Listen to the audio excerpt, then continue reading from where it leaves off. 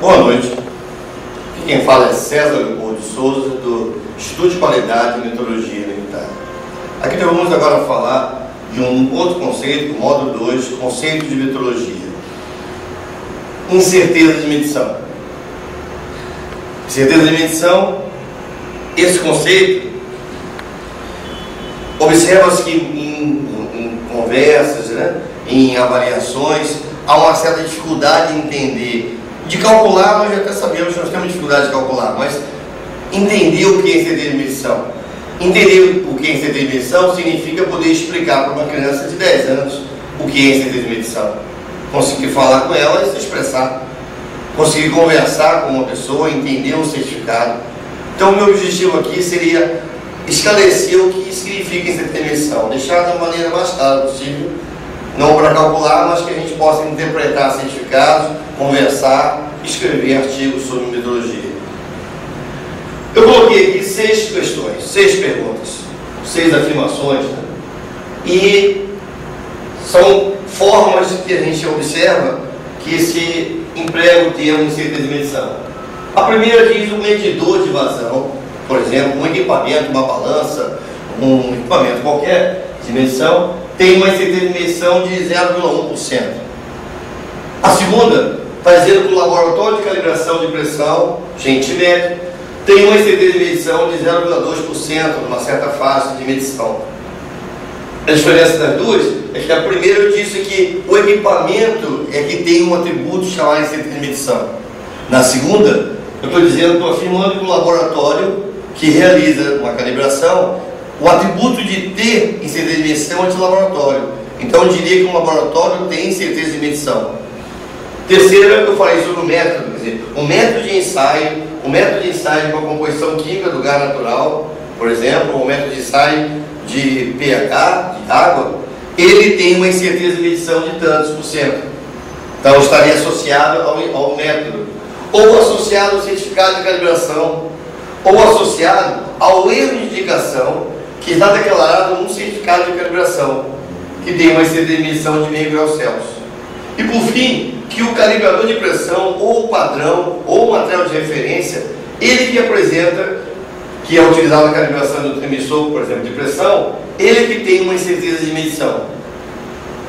Dessas questões todas, a pergunta seria: incerteza de medição é um atributo de quem? Quer dizer, qual seria a frase correta, ou nenhuma delas, ou qualquer uma delas, Ou se a gente pudesse inventar uma frase, só não vale a frase a incerteza é bonita, aí também é demais. Então, incerteza de medição.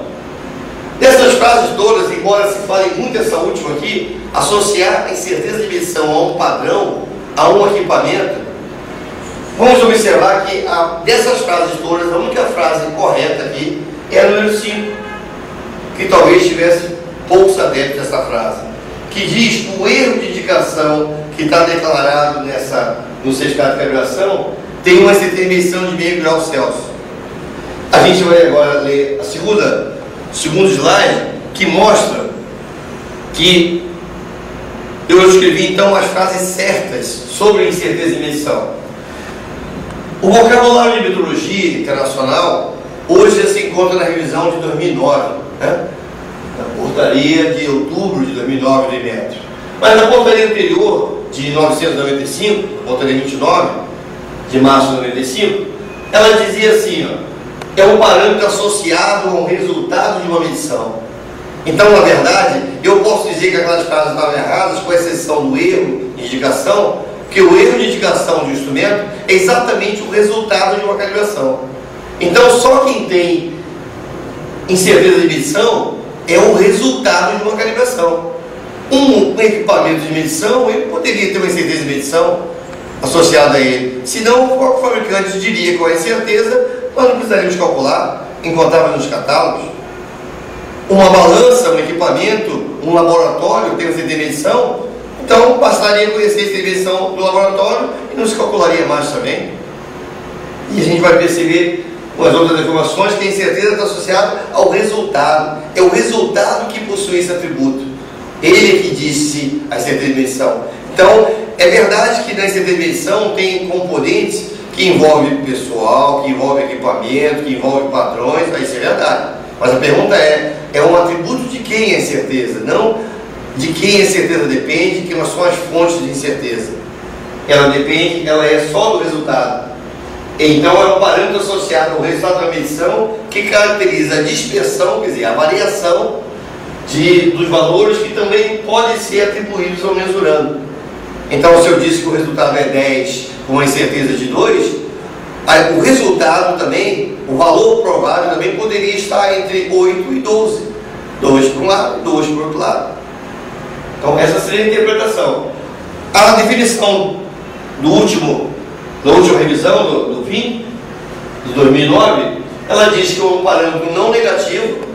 Então, até para se apresentar ela sem o sinal menos, né, o sinal positivo, até uma observação para que a gente não confunda ela com tolerância, com intervalo de confiança, né, que caracteriza, igualzinho a definição anterior, a dispersão de valores atribuídos ao mesurando. Mesurando é o que está sendo medido.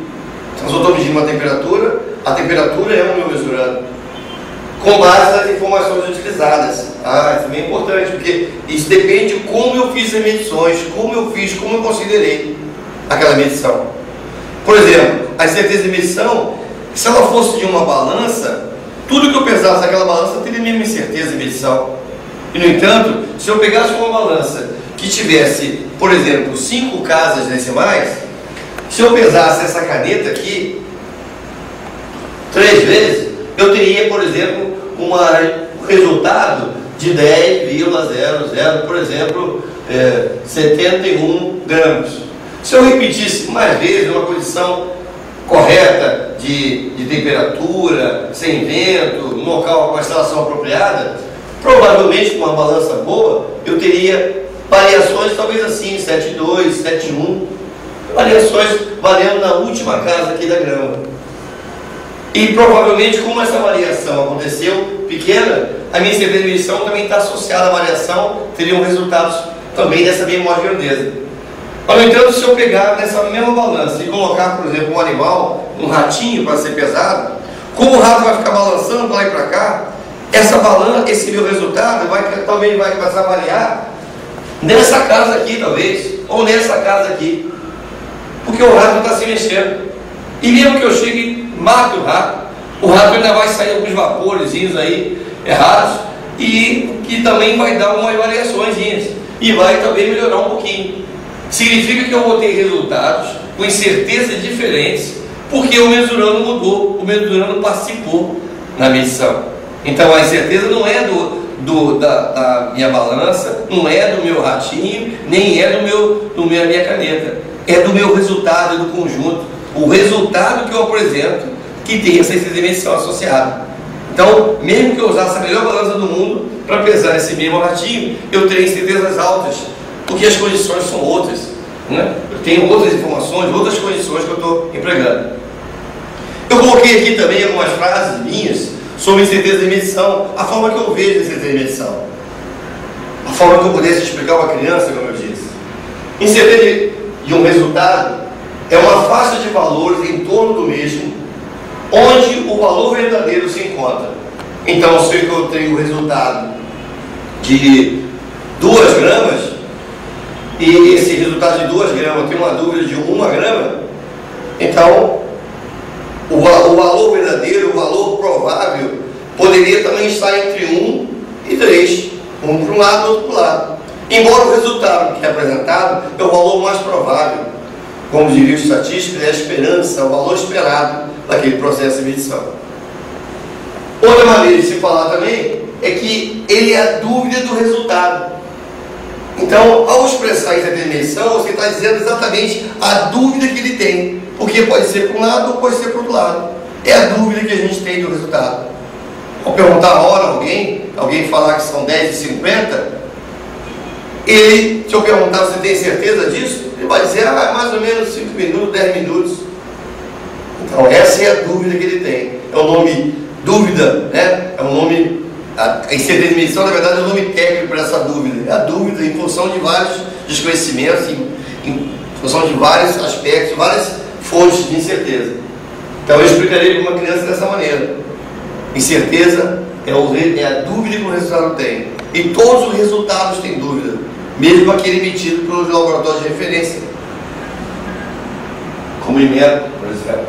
Outra forma de avaliar, de entender a incerteza de medição, ela é a medida da qualidade do resultado. É o melhor, o quanto você pode confiar no resultado que você está apresentando. Então não faria sentido eu pagar para alguém fazer uma medição para mim, alguém faz a medição, me diz o meu resultado, eu pergunto para essa pessoa, quanto eu posso acreditar nesse resultado? A pessoa fala, não sei. Também queria saber quanto eu posso acreditar nesse resultado. Não teria valor esse resultado. Eu não poderia diferenciar o laboratório A e do B, porque um cobra R$100 e um cobra R$5. A incerteza pode justificar, porque um tem uma incerteza de medição, o dobro do outro. Então esse que tem um dobro de incerteza, ele é pior, ele não tem tanta qualidade como o anterior. O outro investiu em pessoal, investiu em equipamento, investiu em conhecimento, e hoje apresenta um resultado com uma qualidade melhor, que é o que o cliente quer, um resultado que eu possa confiar mais. Então é a medida da qualidade do resultado. Na metodologia, ela é a parte mais importante do resultado. Medir, a gente fala medir, todos medem, é fácil medir. A temperatura dessa sala agora deve estar uns 23 graus, eu imagino. Todos devem acreditar que sim, deve estar próximo a isso. Mas se me perguntarem qual é a dúvida que eu tenho quanto a esse 23, eu diria que é mais ou menos 10. Deve estar entre 13 e 33. Isso aí você, e aí, porque é claro que está nessa faixa. Mas, então você não gostou, foi da minha incerteza de medição, quer dizer, a qualidade do meu resultado. O resultado você até aceitou. Mas quem sabe eu estou com febre ou algum problema? Eu não posso ter uma incerteza baixa se eu estou usando o meu chutômetro, né?